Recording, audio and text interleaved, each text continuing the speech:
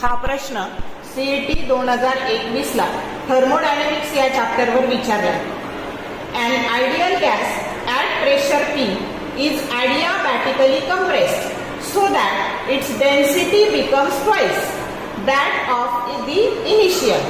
If gamma that is equal to Cp by Cv that is equal to 7 by 5, then final pressure of the gas is option A P, option B 2P, option C 7 by 5P and option D 2.63P.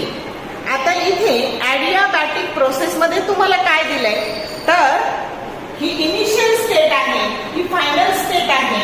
तर density ही final density initial डेन्सिटीच्या twice झालेली आहे. मग आपल्याला density आणि volume मध्ये ratio काय असतो तर density that is equal to mass upon volume, म्हणजे यांचं प्रपोर्शन इन्व्हर्स असतं. जर फायनल डेन्सिटी 2 टाइम्स झाली तर फायनल व्हॉल्यूम हाफ झाला, म्हणजे हा जो व्हॉल्यूम आहे तो आधीच्या व्हॉल्यूमच्या काय झालेला आहे हाफ झालेला आहे. मग आता तुम्हाला हे इनिशियल प्रेशर ज्याला P1 ऐवजी काय म्हटलेलं आहे P काढायचं आहे.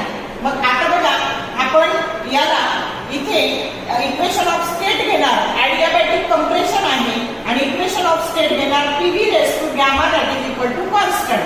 मग या केससाठी P V1 raise to gamma that is equal to P2 V2 raise to gamma. मग P2 बाय P केलं आपण तर हे P2 बाय P केलं तर हे V1 bye V2 raise to gamma.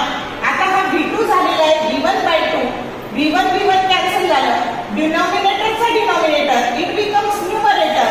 गॅमाची value 7 bye 5 दिलेली आहे दॅट इज नथिंग बट 1.4 आणि 2 रेस टू 1.4 म्हणजे 2.63 असतं आणि म्हणून P2 बरोबर काय झालं तर 2.63P is correct option D आहे. शॉर्ट व्हिडिओ आवडले लाईक करा, शेअर करा, कमेंट करा. For more useful tips and tricks keep watching wings of physics. Thank you very much.